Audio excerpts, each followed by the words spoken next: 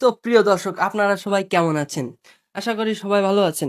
চ্যানেলে যদি নতুন হয়ে থাকেন তাহলে লাইক, সাবস্ক্রাইব করে আমাদের পাশে থাকুন। প্রিয় দর্শক, এক বস্তা খাবারের দাম ৳১৩৫০, ৳১৪৫০, ৳১৬০০ বস্তা।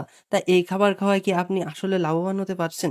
তো আজকে আপনাদের একটি সহজ বুদ্ধি দেব। সেটা হচ্ছে আপনি রাক্ষসী মাছ ধরেন আপনার প্রজেক্টটা মোটামুটি ১০০% বা ২০০, ৩০০, ৪০০%। তো দেখবেন এর ভিতরে তেলাপিয়ায় বাচ্চা দেয় বা বিভিন্ন ধরনের গুড়া মাছ হয়। প্রাকৃতিক মাছ হয় যেটা আসলে বছরের শেষে আমাদের কোনো কাজে আসে না। অথচ ঠিকই পুকুরের খাবার খায় এবং অক্সিজেন নেয় বিধায় অন্য মাছের গ্রোথ হয় না। তো আমি বলব যে মিশ্র মাছের সাথে কিছু চিতল মাছ, কিছু ভেটকি মাছ এবং কিছু বোয়াল মাছ দিয়ে দেন। তাহলে দেখবেন এই মাছগুলো একদম ফ্রিতে চাষ হয়ে যাবে। কিভাবে ফ্রিতে চাষ হবে? সেটা হচ্ছে আপনার বোয়াল মাছ কিন্তু সাধারণত জীবিত মাছ খায়। ভেটকি মাছ লাইভ ফিশ অর্থাৎ জীবিত মাছ ছাড়া অন্য কিছু খায় না।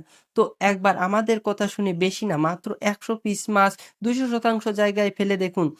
তো এই ফিড খাওয়ায় আপনি যে লাভবান হচ্ছেন তার থেকেও বেশি লাভবান হবেন এই খাবার খাওয়ায়। আমাদের কাছে সস্তা যে রেনু পোনাটা অর্থাৎ সিলভার, পুঁটি, বাটা মাছের যে রেনু এইটা আপনি আমাদের কাছে পেয়ে যাবেন।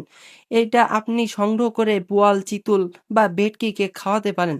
তার কারণ তারা এই লাইভ ফিশ পাইলে ১ থেকে ১.৫ মাসের ভিতর হাফ কেজি সাইজ হয়ে যায়। প্রতিদিন মাত্র ১০০ থেকে ১৫০ গ্রাম খাবার হলে যথেষ্ট। তো দেখা যাচ্ছে পাশে একটা ছোট পুকুর রাখলেন, সেখানে আপনি ২ কেজি রেনু ছেড়ে দিলেন। সেই রেনু ১ দিন বাদে ১ দিন মশারি দিয়ে টেনে বা নীল যে নেটটা আছে, এই নেটটা দিয়ে টেনে আপনি ১০০ থেকে ১৫০ গ্রাম পুকুরে দিয়ে দেবেন। দেখবেন তাতে আপনার এই ১০০ পিস মাছ অনায়াসে কালচার হয়ে যাবে। সুতরাং মাছ চাষে অবশ্যই লাভবান হতে পারবেন, কিন্তু সেটা বুদ্ধি খাটিয়ে সুন্দর একটা পরামর্শ দিয়ে কাজ করতে হবে।